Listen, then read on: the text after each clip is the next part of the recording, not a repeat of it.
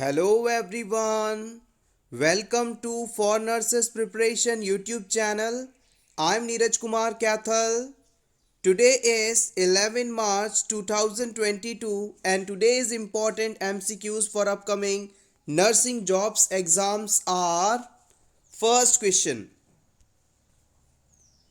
An infant of a mother infected with HIV is seen in clinic each month and is being monitored for symptoms indicative of HIV infection. With knowledge of most common opportunistic infection of children infected with HIV, the nurse assesses the infant for which sign.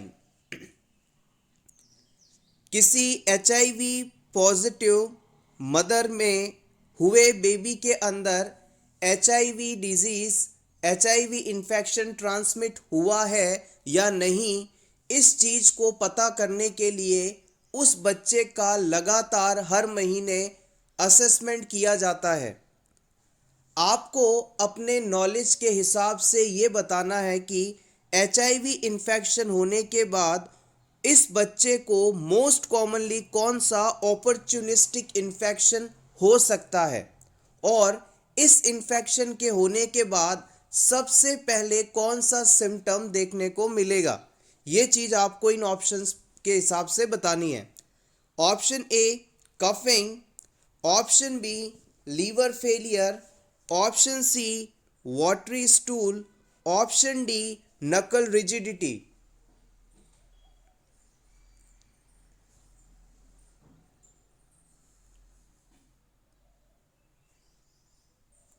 The right answer is option A. इस बच्चे में coughing episodes देखने को मिलेंगे। आइए जान लेते हैं इस पूरे कॉन्सेप्ट के बारे में।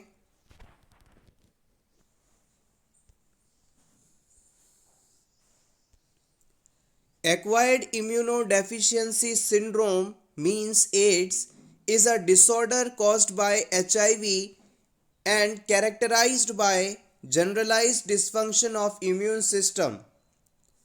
एड्स डिजीज़ का कॉजेटिव ऑर्गेनिज्म है HIV और ये वायरस पर्सन की बॉडी में एंटर होने के बाद धीरे धीरे पर्सन का इम्यून सिस्टम पूरी तरह से खराब कर देता है, यानी कि डिस्टर्ब कर देता है।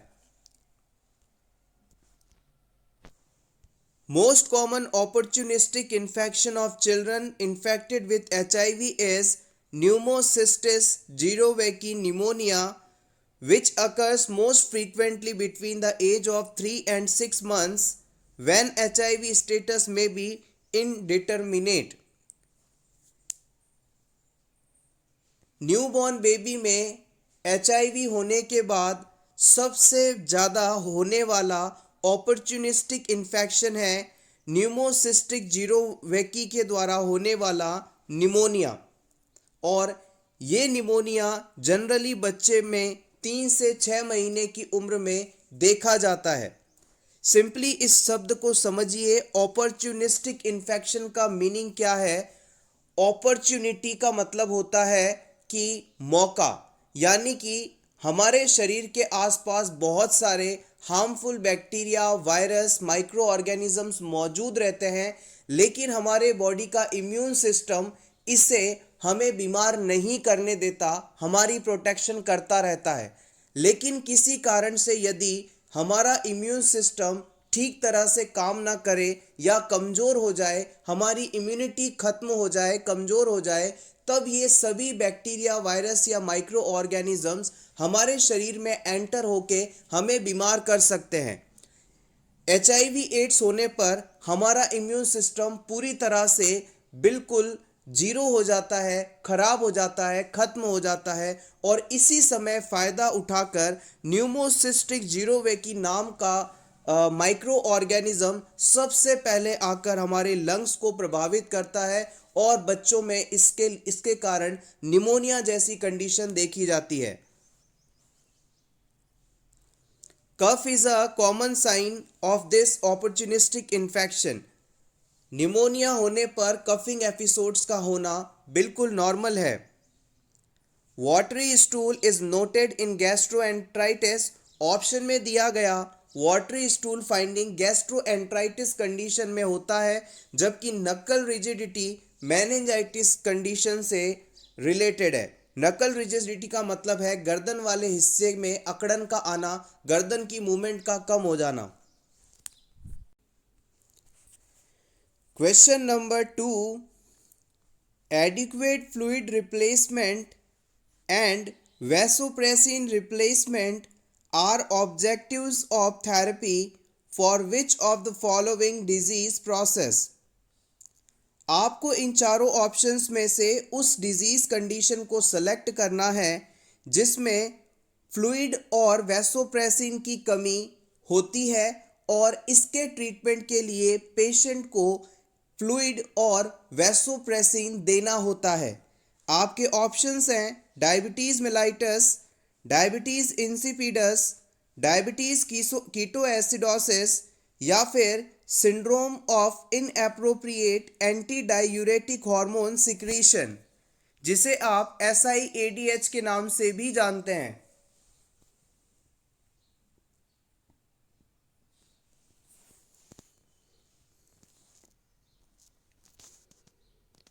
The right answer is option B.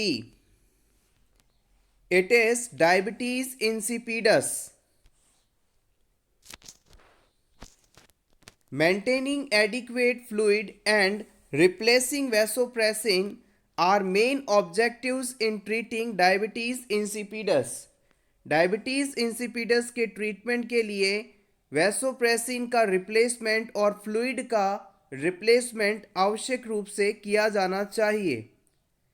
An excess of antidiuretic hormone leads to SIADH, syndrome of inappropriate antidiuretic hormone। इस डिजीज के अंदर जो ADH है, एंटी डायूरेटिक हार्मोन है, ये बहुत ही ज़्यादा सिक्रीट होता है। Syndrome of inappropriate antidiuretic hormone secretion is a condition in which body makes too much antidiuretic hormone. This hormone helps in kidneys control the amount of water your body loses through the urine.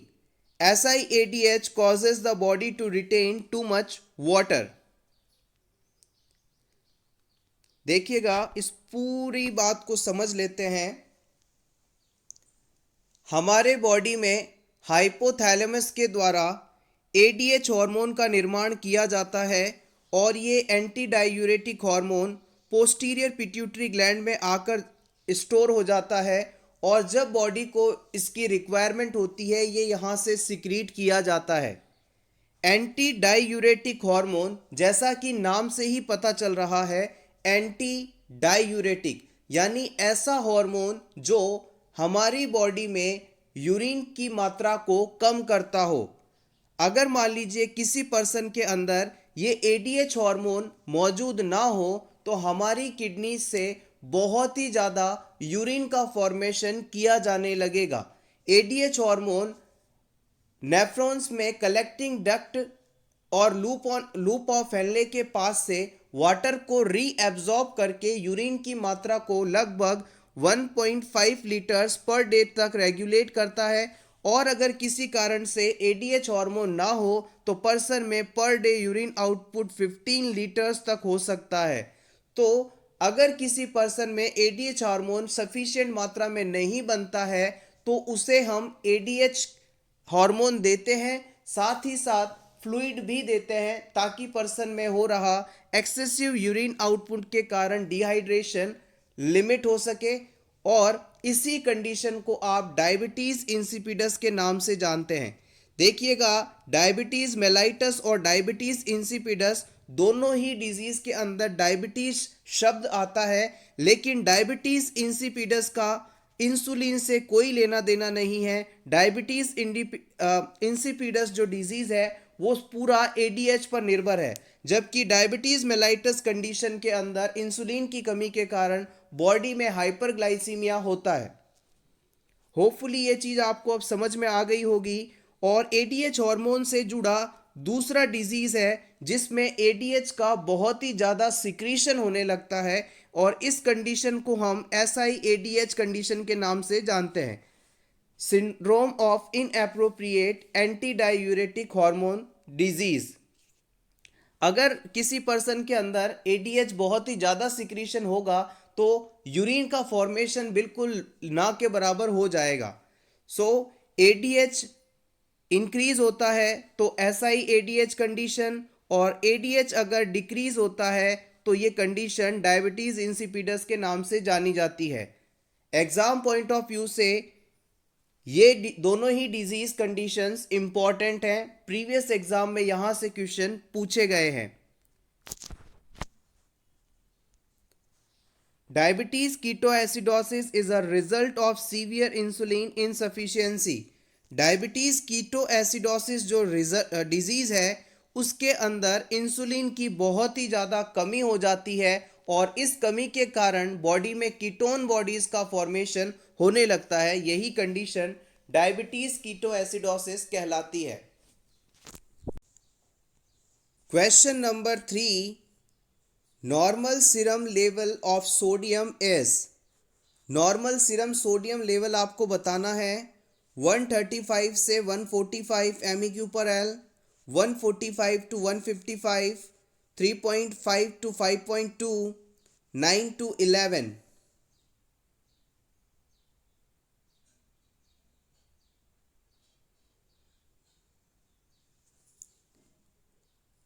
The right answer is option A. Sodium की normal value 135 to 145 MEq/L होती है।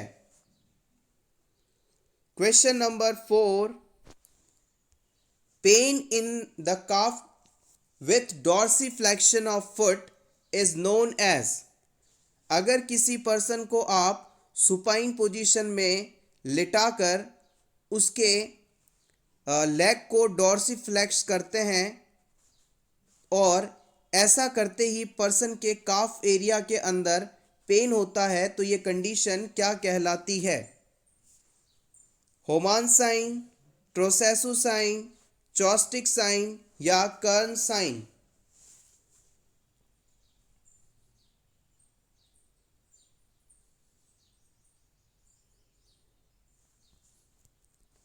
The right answer is option A.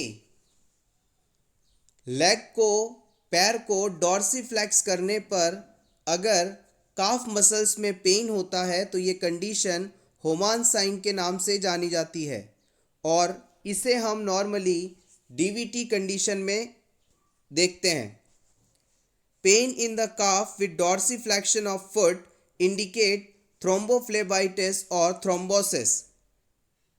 Calf muscles में foot को dorsiflex करने के साथ ही pain होना थ्रोम्बोफ्लेबाइटिस या थ्रोम्बोसिस कंडीशन को दर्शाता है। Dorsiflexion is a movement that occurs when your foot and shin approximate closer together. Simply dorsiflexion क्या है इस चीज़ को समझिए। ये पर्सन का फुट वाला एरिया है और इसे आप यदि पीछे की तरफ मोड़ते हैं, पैर की तरफ मोड़ते हैं तो ये कंडीशन डॉर्सीफ्लेक्शन के नाम से जानी जाती है। Question number 5, which of the following is non surgical method of contraception. Contraception करने के लिए इन चारों में से कौन सा मेथड नॉन सर्जिकल मेथड के रूप में इस्तेमाल किया जाता है? वैसेक्टोमी, ट्यूबेक्टोमी, कॉपर टी या फिर tubal ligation?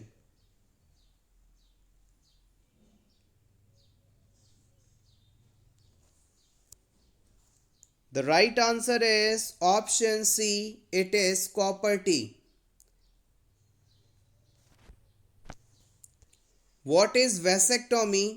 Vasectomy is a surgical procedure for male sterilization or permanent contraception. Vasectomy permanent contraception का एक मेथड है और ये मेल्स में किया जाता है। इसे आप हिंदी में समझें तो पुरुष नसबंदी भी कह सकते हैं। During the procedure, the male vasa differentia are cut and tied or sealed so as to prevent sperm from entering into the urethra and thereby prevent fertilization of female through sexual intercourse. Vasectomy surgery के दौरान mail की जो वासा differentia होता है इसे cut करके seal कर दिया जाता है ताकि यहाँ से स्पर्म निकलकर यूरिथ्रा तक ना पहुँच पाए और इंटरकोर्स के दौरान ऐसा होने के बाद जो स्पर्म है वो इजेक्ट आउट नहीं हो पाते और मेल परमानेंटली स्टरलाइज हो जाता है। नेक्स्ट हम बात करते हैं ट्यूबेक्टोमी की। Tubectomy is a permanent contraception and sterilization method of women.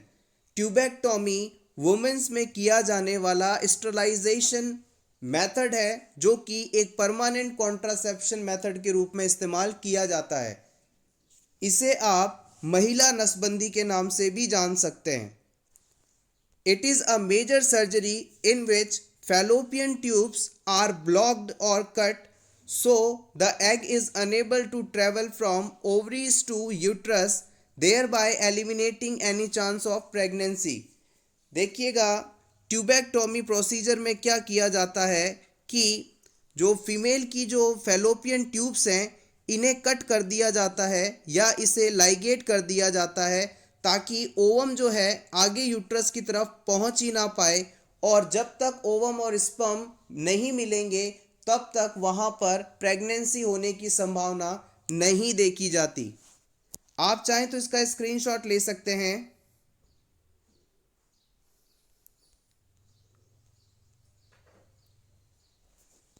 Next आता है copper intrauterine devices is a small T shaped plastic और copper device.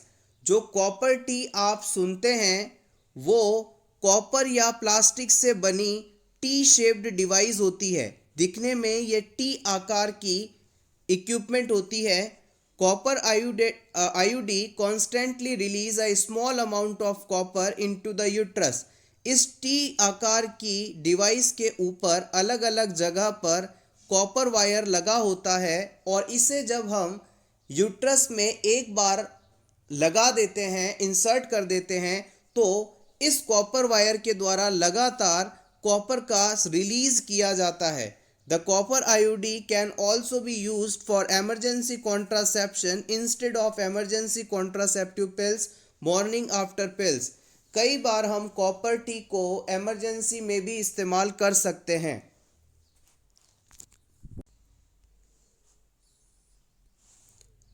Question number 6 important one।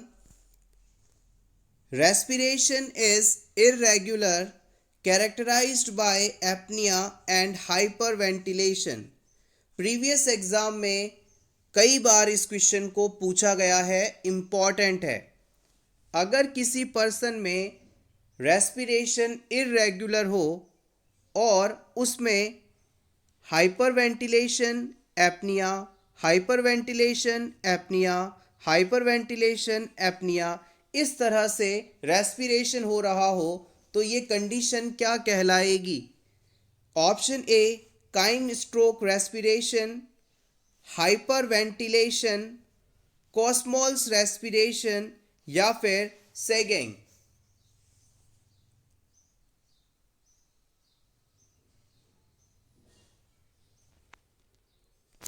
The right answer is option ए।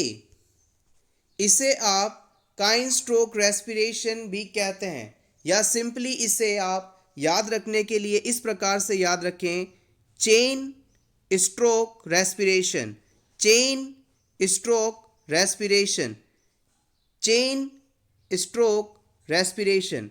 देखिए chain का मतलब है जब patient को apnoea हो रहा है यानी पर्सन सांस नहीं ले पा रहा है और फिर उसके कुछ समय बाद अचानक पर्सन हाइपर वेंटिलेट होता है, बहुत ज़्यादा तेज़ी से सांस लेता है और फिर एक समय आता है जब वापस वो सांस नहीं ले पाता यानी एपनिया हो जाता है। फिर उसे बहुत तेज़ी से सांस लेता है, फिर सांस आना बंद हो जाता है, फिर बहुत तेज़ी से सांस लेता है, फिर सांस नहीं ले पाता। तो एक प्रकार से ये चेन बन जाती है। इस प्रकार का जो रेस्पिरेशन है इसे आप काइन स्ट्रोक रेस्पिरेशन के नाम से जानते हैं। होपफुली आपको ये कॉन्सेप्ट समझ में आ गया होगा। आप चाहें तो इसका स्क्रीनशॉट ले सकते हैं आपके रिवीजन के लिए। Question number 7, while giving NG tube feeding, which of the following nursing action prevents complication? किसी पेशेंट को नेज़ोगैस्ट्रिक ट्यूब लगी हुई है और उसे आप नेज़ोगैस्ट्रिक ट्यूब फीडिंग देने जा रहे हैं, तो इन चारों ऑप्शंस में से आप किस ऑप्शन वाली फाइंडिंग को अप्लाई करके इस फीडिंग के दौरान होने वाले कॉम्प्लिकेशंस को रोक सकते हैं? Option A, advance tube 2 centimetres, 2 centimetre tube को अंदर खिसका दें। Option B, flush with 20 ml of air, tube को 20 ml एयर से पुश करें, फ्लश करें, क्लीन करें। या फिर provide high Fowler's position, patient को हाई फॉवलर्स पोजीशन में बिठा दें। या फिर plug the air vent during feeding, हमें एयर वेंट को प्लग कर देना चाहिए जबकि हम फीडिंग दे रहे हों।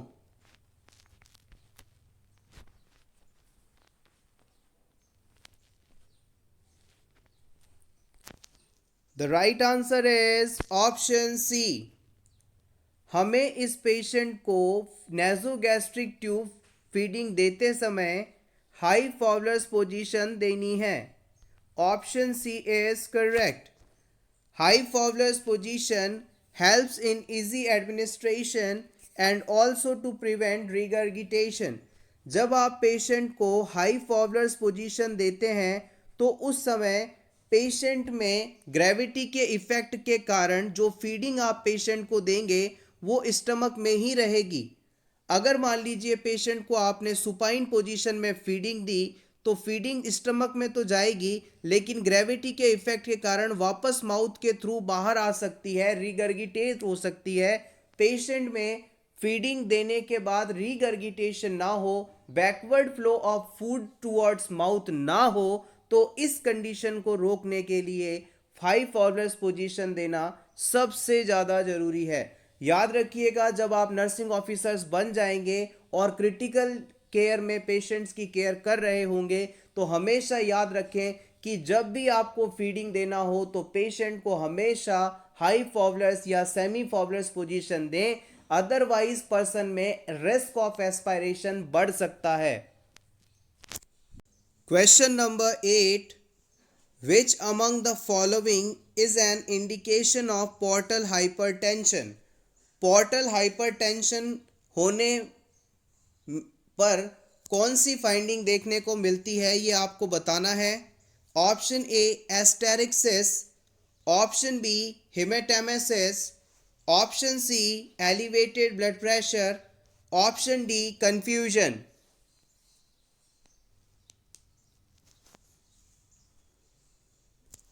The right answer is option B.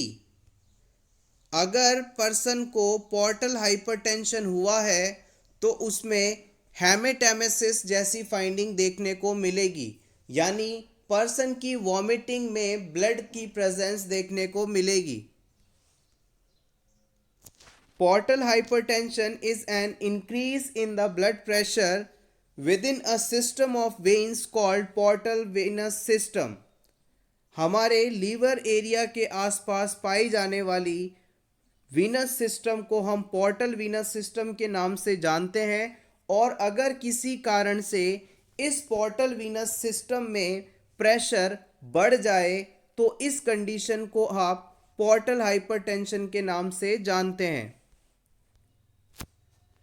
Veins coming from stomach, intestine, spleen, pancreas merge into portal vein which then branch into smaller vessels and travels through the liver.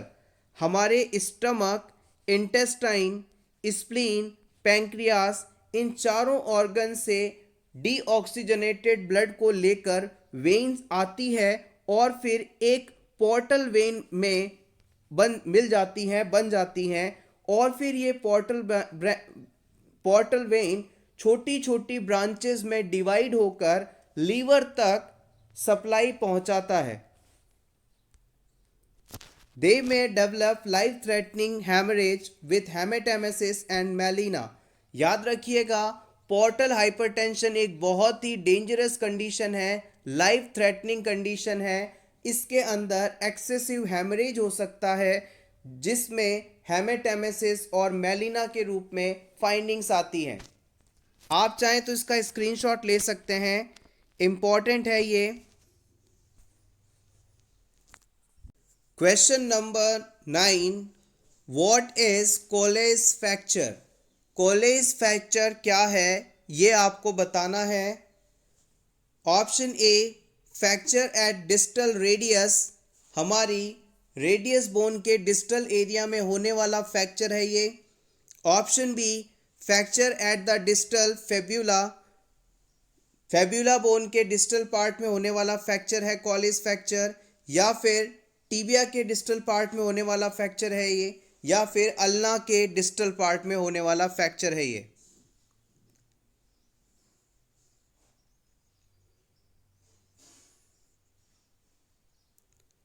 Radius ulna upper limbs की bones हैं, जबकि tibia fibula lower limb की bone है। And the right answer is option ए। अगर radius जो कि हमारे forehand की बोन है इसमें फ्रैक्चर होता है तो ये कंडीशन कोलेज फ्रैक्चर के नाम से जानी जाती है। A Colles fracture is a fracture of distal radius and is a very common fracture of adult. Adults में काफ़ी ज़्यादा कोलेज फ्रैक्चर पाया जाता है और इस फ्रैक्चर में अडल्ट्स की जो रेडियस बोन है उसमें फ्रैक्चर हो जाता है। The styloid process of ulna may also be involved along with the radius। देखिएगा, ये भी एक इम्पॉर्टेंट पॉइंट है, एग्जाम में पूछा जा सकता है कि कोलेज फ्रैक्चर में रेडियस बोन के अलावा कौन सा पार्ट भी इन्वॉल्व हो सकता है, फ्रैक्चर हो सकता है, अफेक्ट हो सकता है। तो आप बताएंगे कि जो हमारी अल्ना बोन है उसका स्टेलॉइड प्रोसेस भी कोलेज फ्रैक्चर के अंदर इन्वॉल्व हो सकता है। आप चाहें तो इसका स्क्रीनशॉट ले लें। Next question, in India it is recently found that the incidence of malaria increasing due to. आपको बताना है कि भारत में ऐसा देखा गया है कि मलेरिया के केसेस लगातार बढ़ते जा रहे हैं, इसका क्या कारण है? Option A, poverty in villages, गांवों में गरीबी का होना। Option B, poor sanitation conditions, sanitation का प्रॉपर ना होना। Option C, mosquitoes becoming DDT resistant, जो मॉस्किटोज हैं, मच्छर हैं, वो डीडीटी के लिए रेसिस्टेंट हो गए हैं। या फिर option D, increase in population, जनसंख्या के बढ़ने के कारण क्यों मलेरिया ज़्यादा हो रहा है?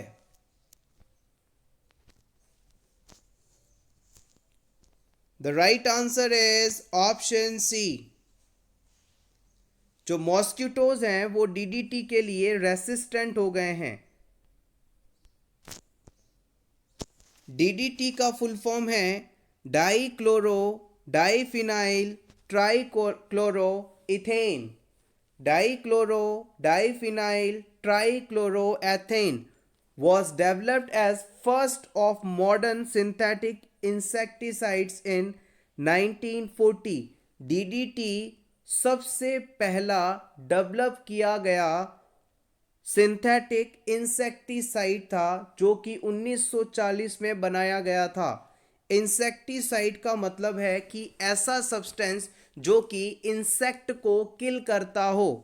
It was initially use with great effect on combat malaria, typhus and other insect born human diseases. जब डीडीटी बनाया गया था तो ये मलेरिया, टाइफस और अन्य इंसेक्ट से होने वाले डिजीजेस पर बहुत ही ज़्यादा प्रभावी था। Question number 13, after surgical repair of hip which of the following positions is best for the patient's legs and hips? आपको बताना है हिप सर्जरी के बाद कौन सी पोजीशन बेस्ट मानी जाती है। एबडक्शन, एडक्शन, प्रॉन या फिर सबलॉक्सिटेट।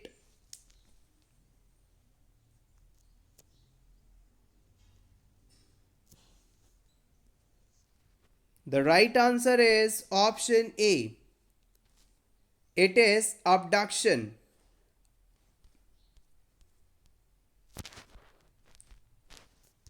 After surgical repair of hip, keep the legs and hip abducted to stabilize the prosthesis in acetabulum. देखिएगा, हमारे पेल्विस के अंदर जो कैविटी होती है जिसमें हमारा हिप जॉइंट जुड़ा रहता है, कनेक्टेड रहता है, इस कैविटी को हम एसिटाब्यूलम के नाम से जानते हैं। और हिप सर्जरी के बाद जो प्रोस्थेसिस होता है, आर्टिफिशियल पार्ट होता है, उसे सेट करने के लिए एबडक्शन करना सबसे सही माना जाता है। एबडक्शन वह मूवमेंट होती है जिसमें कोई भी बॉडी पार्ट बॉडी की मिडलाइन से दूर की तरफ मूव करता है। This is the abduction. आप चाहें तो इसका स्क्रीनशॉट ले सकते हैं। Next question, the Audible range of human ears is between. हमारे कान किस फ्रीक्वेंसी के साउंड को सुन सकते हैं ये आपको बताना है। 20 से 20,000 हर्ट्ज फ्रीक्वेंसी वाले साउंड को सुन सकते हैं, या फिर 50 से 500, 200 से 2000 या 20 से 2000 hertz. The right answer is option A. Human ears 20 से 20,000 हर्ट्ज साउंड को सुन सकते हैं। Next question, antidote of warfarin is. Warfarin जो कि एक ओरल एंटीकोगुलेंट मेडिसिन है, इसकी ओवरडोज या टॉक्सिसिटी होने पर एंटीडोट के रूप में क्या दिया जाता है। हेपेरिन या फिर विटामिन के।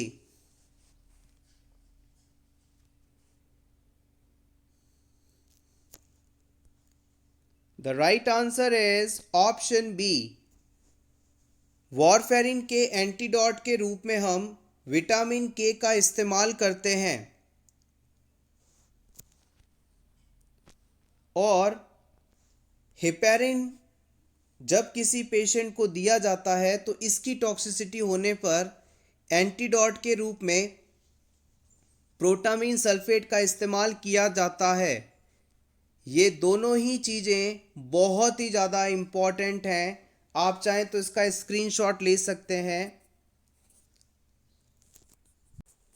Next question, patient with type 1 diabetes mellitus may require which of the following changes to their daily routine during periods of infection? किसी टाइप 1 डायबिटीज मेलाइटस वाले पेशेंट को यदि इन्फेक्शन हो जाए तो उसे किस प्रकार की केयर लेनी चाहिए। उसे अपने इंसुलिन की डोज में किसी भी प्रकार का चेंज नहीं करना चाहिए, कम इंसुलिन लेना चाहिए, ज़्यादा इंसुलिन लेना चाहिए, या फिर ओरल डायबिटिक एजेंट्स लेने शुरू कर देने चाहिए।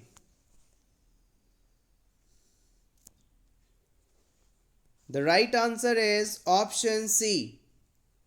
अगर पेशेंट टाइप 1 डायबिटीज से सफरिंग है और उसे किसी भी प्रकार का इन्फेक्शन होता है तो इस सिचुएशन में उसे ज़्यादा इंसुलिन लेना चाहिए।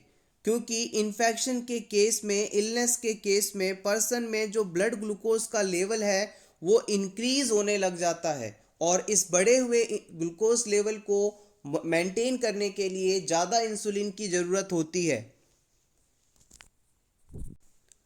Question number 17, identify the lobes of pituitary gland. आपको पिट्यूटरी ग्लैंड के लोब्स को आइडेंटिफाई करना है।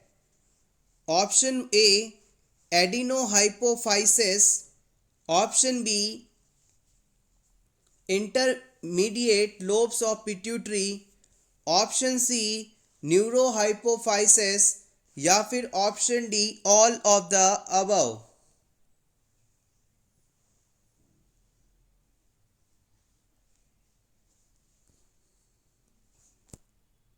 The right answer is option D. हमारी पिट्यूटरी ग्लैंड में कुल 3 लोब्स होते हैं। पिट्यूटरी ग्लैंड्स में टोटल 3 लोब्स होते हैं।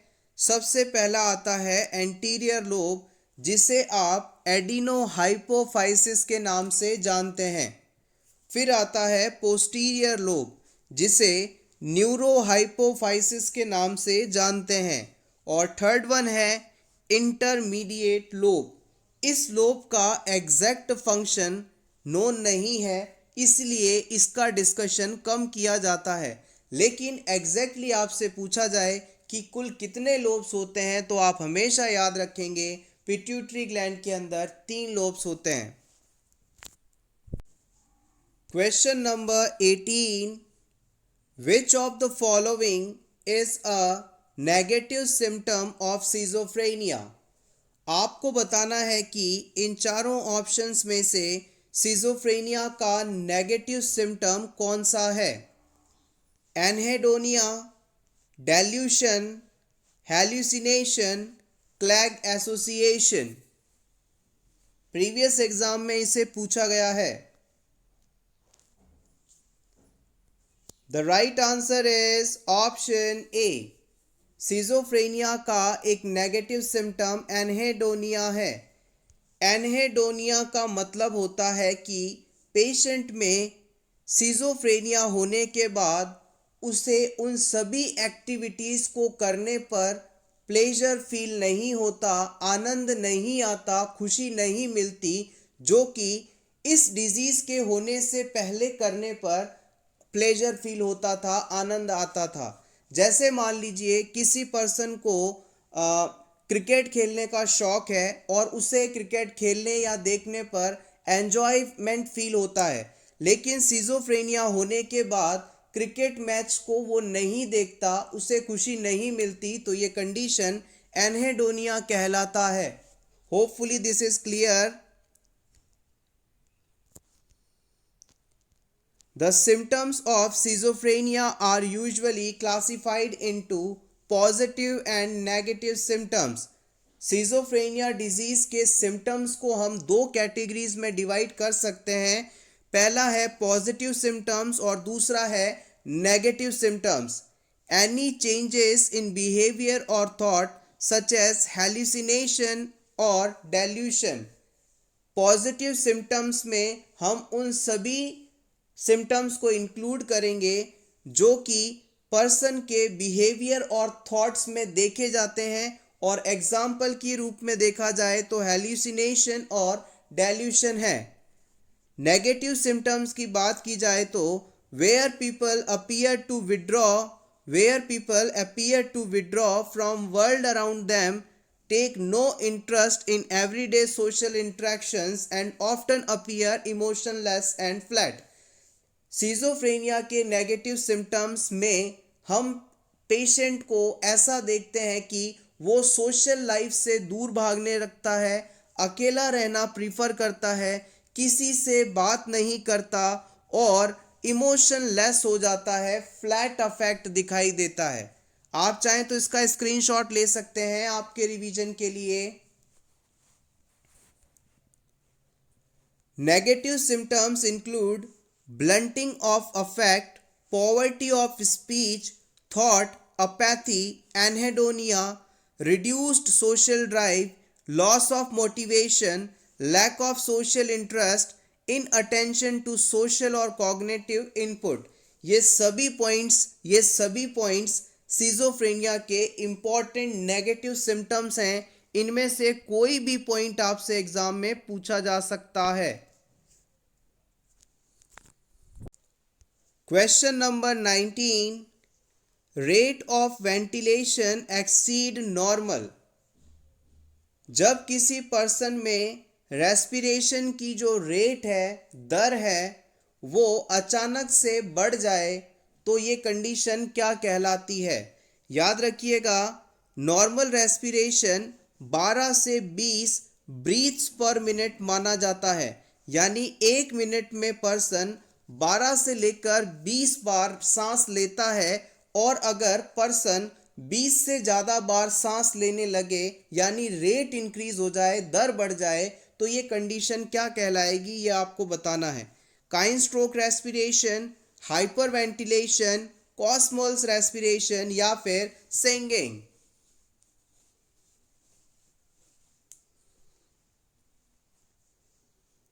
The right answer is option B. Excellent input guys. अगर पर्सन की सांस लेने की दर बढ़ जाती है, यानी इस तरह से पर्सन सांस लेता है, तो ये मान लीजिए पर्सन हाइपर वेंटिलेशन की स्टेट में है। इसी से जुड़ा एक और question, respiration is abnormally deep but regular.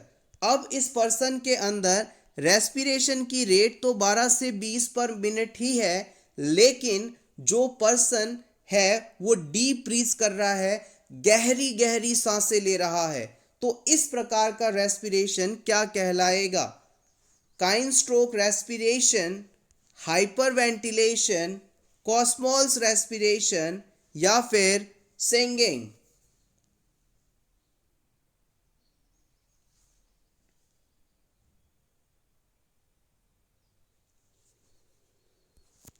The right answer is option C. जब पर्सन गहरी गहरी सांसें लेता है, डीप ब्रीथ्स करता है, लेकिन रेट ऑफ रेस्पिरेशन नॉर्मल है, तो ये कंडीशन कॉस्मोल्स रेस्पिरेशन के नाम से जानी जाती है। Question number 21, the nurse is taking blood pressure of an obese patient. If the blood pressure curve is too small, the result will be.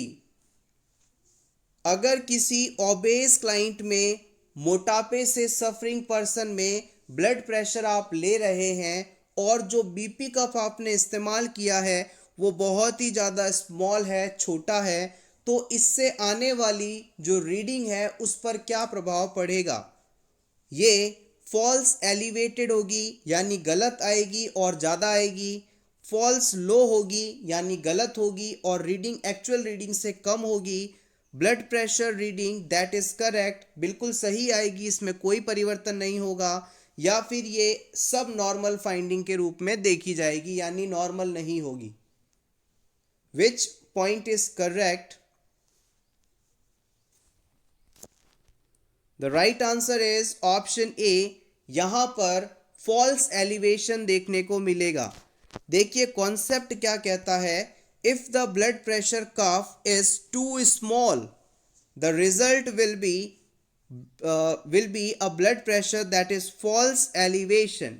अगर आपने छोटा ब्लड प्रेशर कर्व इस्तेमाल किया है तो रीडिंग गलत आएगी और हाई आएगी, यानी फॉल्स होगी और एलिवेटेड होगी, गलत आएगी और ज़्यादा आएगी। इसके ऑपोजिट, यदि आप जो बीपी कफ है वो बहुत ही ज़्यादा बड़ा इस्तेमाल करते हैं, किसी छोटे बच्चे को आपने अडल्ट वाला बीपी कफ पहनाकर उसकी अगर रीडिंग ली आपने, ब्लड प्रेशर लिया आपने, तो इस सिचुएशन के अंदर रीडिंग जो होगी वो फॉल्स आएगी, लो आएगी, गलत आएगी और कम आएगी अगर बीपी कफ लार्ज है तो।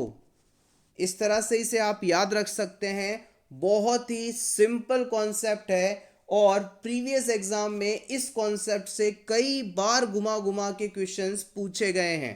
होपफुली अब आप इसे भूलेंगे नहीं। Question number 23. The husband of a client with cervical cancer says to nurse, "The doctor told my wife that her cancer is curable. Is she just trying to make us feel better?" Which would be the nurse's most curative response? किसी female का husband आपसे कहता है कि उसे doctor ने कहा है कि उसकी वाइफ का जो सर्वाइकल कैंसर है वो ठीक हो सकता है। क्या डॉक्टर ने उसे सिर्फ अच्छा महसूस करने के लिए कहा है या फिर वाकई में सर्वाइकल कैंसर क्यूरेबल है, ठीक हो सकता है? इस क्वेश्चन के जवाब में एज अ नर्स आप क्या आंसर देंगे? आपके ऑप्शंस हैं। Option A, when cervical cancer is detected early and treated aggressively, the cure rate is almost 100%. आप इस पेशेंट के हस्बैंड से कहेंगे कि अगर हम सर्वाइकल कैंसर को अर्ली स्टेट में पकड़ लेते हैं, डिटेक्ट कर लेते हैं, डायग्नोज कर लेते हैं और इसका पूरा ट्रीटमेंट अच्छी तरह से करवाया जाता है तो 100% ये डिजीज ठीक हो सकता है। या फिर आप कहेंगे the 5 year survival rate is about 75%, which makes the odds pretty good. अगर इस कैंसर के साथ कोई 5 साल तक जी ले यानी तो उसमें सर्वाइवल के चांस बढ़ जाते हैं। या फिर saying a cancer is curable means that 50% of all women with cancer survive at least 5 years. इस प्रकार के कैंसर से जो सफरिंग वुमेन्स होती हैं उनमें से 50% वुमेन कम से कम 5 साल तक सर्वाइव कर पाती हैं। Option D, cancer of female reproductive tract tend to be slow growing and respond well to treatment. Female reproductive tract का जो कैंसर है वो धीरे धीरे फैलता है और इसका ट्रीटमेंट यदि लिया जाए तो ये ठीक हो सकता है। what will be your response? The right answer is option A. अगर सर्वाइकल कैंसर को अर्ली स्टेज में डिटेक्ट कर लिया जाए और पूरी ताकत से इसका इलाज करवाया जाए तो 100% ये कैंसर क्लियर हो सकता है, ठीक हो सकता है। When cervical cancer is detected early and treated aggressively, the cure rate approaches 100%. Papi-Nicolau, Seymour, and colposcopy have the potential to decrease the mortality from invasive carcinoma. Papanicolaou test और colposcopy test के द्वारा हम इस cervix cancer को early stage में detect कर सकते हैं और मॉर्टिलिटी को कम कर सकते हैं, मृत्यु दर को कम कर सकते हैं। A colposcopy is a simple procedure used to look at the cervix, the lower part of womb at the top of vagina. Colposcopy procedure के द्वारा हम सर्विक्स के लोअर पार्ट का विजुअलाइजेशन करते हैं from the vagina. It's often done if cervical screening finds abnormal cells in your cervix. अगर किसी female के सर्विक्स एरिया में एबनॉर्मल सेल्स पाई जाती हैं तो ये कॉल्पोस्कोपी स्क्रीनिंग टेस्ट करवाया जाता है। Next question, energy driving process that takes place in cancer cells. Cancer cells में एनर्जी के लिए होने वाला प्रोसेस कौन सा है? Glycolysis, Krebs cycle, HMP shunt या pentose phosphate pathway? The right answer is option A. It is glycolysis, a process in which glucose is partially broken down by cells in enzyme reaction that do not need oxygen. Glycolysis एक ऐसा method है जिसमें sales के द्वारा glucose को partially बिना oxygen के तोड़ा जाता है, और ग्लाइकोलाइसिस एक ऐसा मेथड है जो कि सेल्स के लिए एनर्जी का निर्माण करवाता है। Next question, which is the most common lie?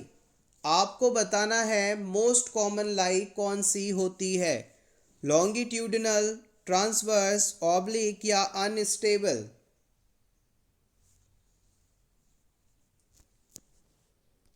The right answer is option A, it is longitudinal lie. Lie exactly क्या है? The relationship between the long axis of mother and foetus.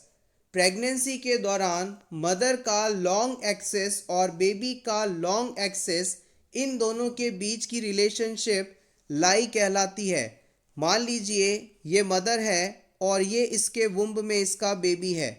Mother का long axis ये है इसका vertebral column वाला, और baby का long axis इसकी वर्टिब्रल कॉलम है। अगर ये दोनों एक ही डायरेक्शन में होते हैं तो इसका मतलब है बच्चा जो है लॉन्गिट्यूडिनल लाई में है, और ये ही मोस्ट कॉमन लाई के नाम से जानी जाती है। When the long axis of fetus and mother corresponds to each other, it is called longitudinal lie. Thank you so much everyone for watching this complete video. अगर आपको आज की क्लास अच्छी लगी हो तो प्लीज़ वीडियो को लाइक कर दीजिएगा। इसी तरह के और वीडियोस देखने के लिए for nurses preparation YouTube channel को ज़रूर सब्सक्राइब करें। Best of luck.